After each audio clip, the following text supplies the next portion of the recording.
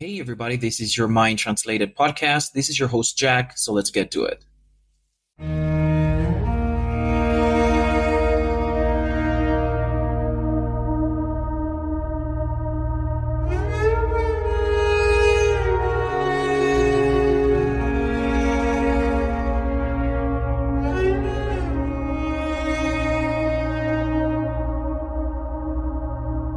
Hey, everybody, welcome back to episode 3 of your Mind Translated podcast, the podcast where we explore the depths of psychology and philosophy to better understand ourselves and the world around.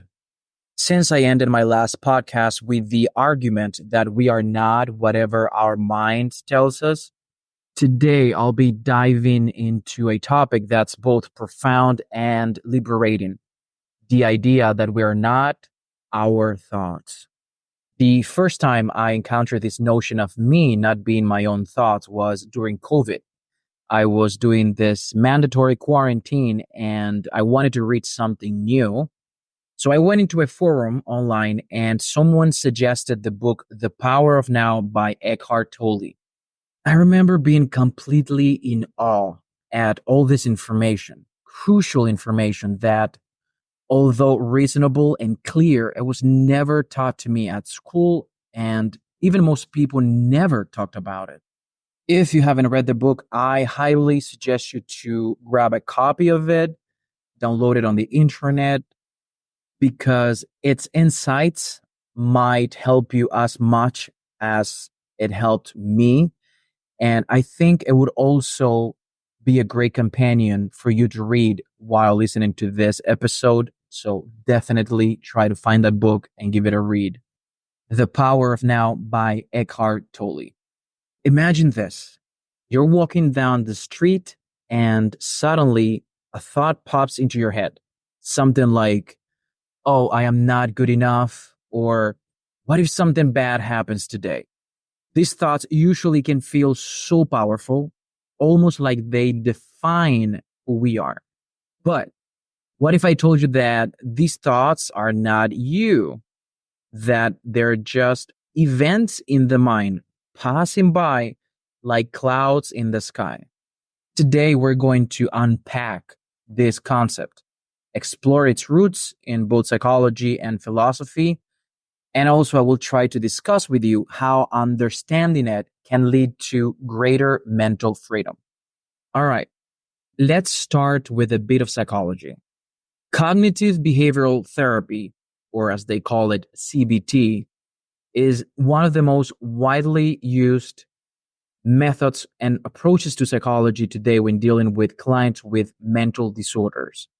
One of its core principles is that our thoughts, feelings, and behaviors are interconnected. But here's the catch. CBT also teaches that thoughts are not facts. They're just mental events, ideas, images, memories that pop into our minds often without our conscious control. Just because we think something, it doesn't mean it's true or that it reflects our true quote unquote self. Dr. Aaron Beck, the founder of CBT, which stands for Cognitive Behavioral Therapy, emphasized that we often engage in what he called cognitive distortions. These are biased ways of thinking, like catastrophizing, black and white thinking, or overgeneralizing. For example, you might think, I fail at this task, so I might be a complete failure. But this thought is actually distorted. It doesn't accurately represent reality.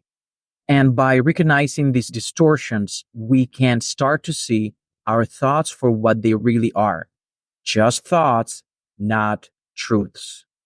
Now, let's shift gears a bit and explore how this idea plays out in philosophy. The ancient Greek philosopher Epictetus famously said, "It is not what happens to you, but how you react to it that matters." Let me repeat that again. It is not what happens to you, but how you react to it that matters. This beautiful Stoic perspective suggests that events are neutral. It's our thoughts and interpretations that give them meaning. And what this means is that events and situations are just that. In a big scheme of things, they're just things happening. It's our own judgment of that situation or event what gives it meaning. And that's how we call things good or bad because of our own biases and interpretations and judgments of a certain situation. Now, fast forward a couple of millennia, and we find similar ideas in Eastern philosophy. In Buddhism, there is a concept called anatta or non self, which suggests that there is no permanent, unchanging self. Our sense of self is constructed from our thoughts, emotions, and experiences, but these are all transient. The thoughts we identify with are just passing phenomena. They don't define who we are. And that is why meditation practices like mindfulness often focus on observing thoughts without attachment.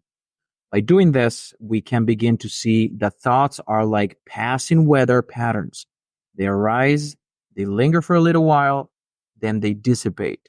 You, the observer, remain unchanged by these passing clouds because that's all thoughts are, passing clouds. So, what does it mean for us in our everyday lives?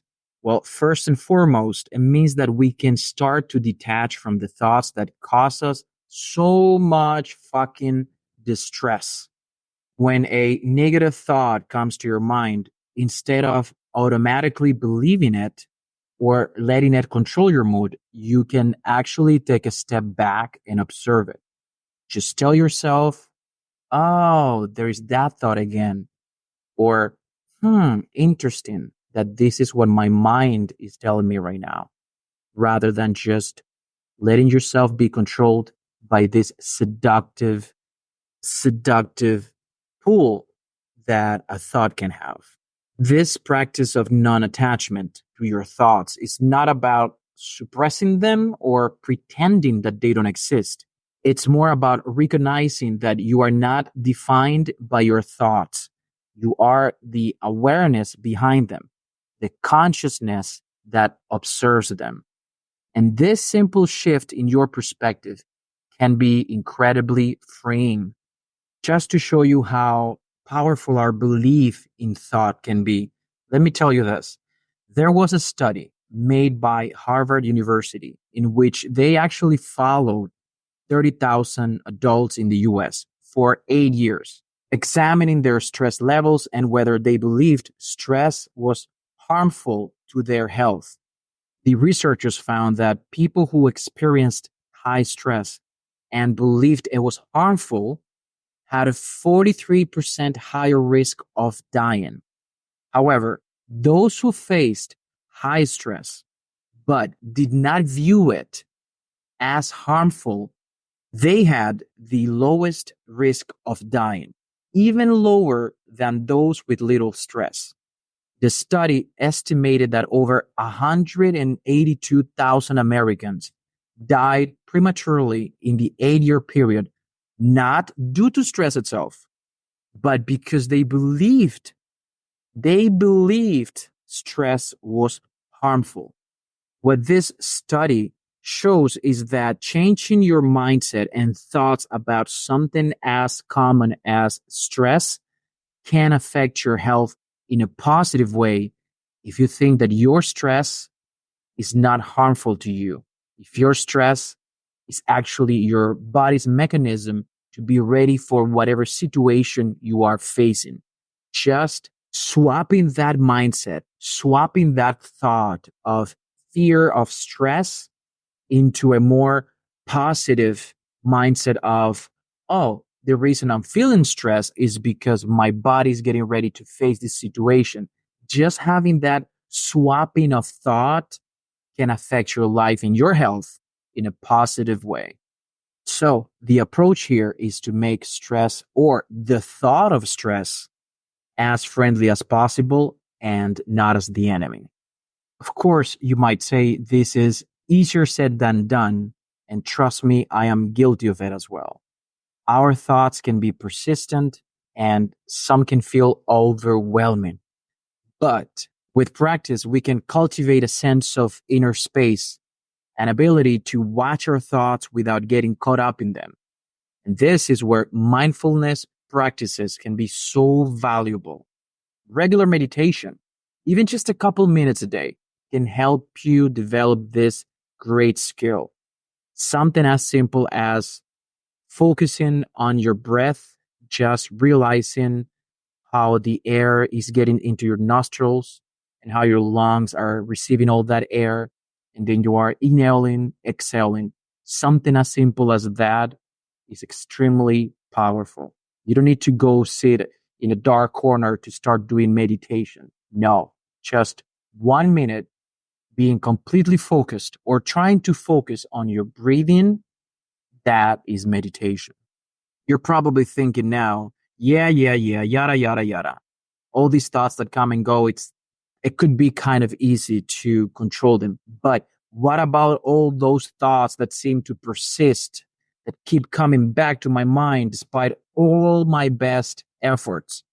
Well, one good strategy is to meet these thoughts with curiosity rather than judgment.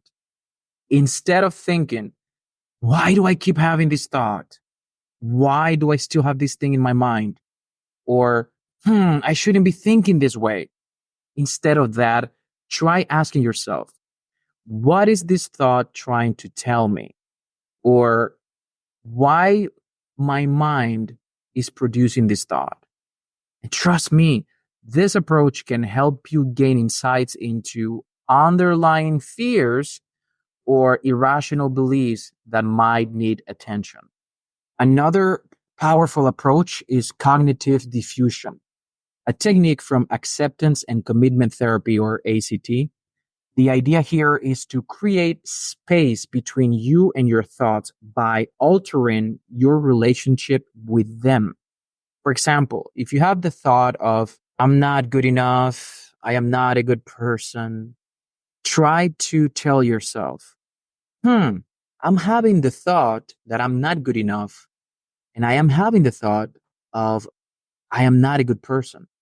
That subtle shift, that moment right there, when you ask yourself and you tell yourself, I am having this or that thought, that subtle shift reminds you that this is just a thought, not a reality. That moment will create a space, a gap between you and your mind. And little by little, you will begin to detach from it.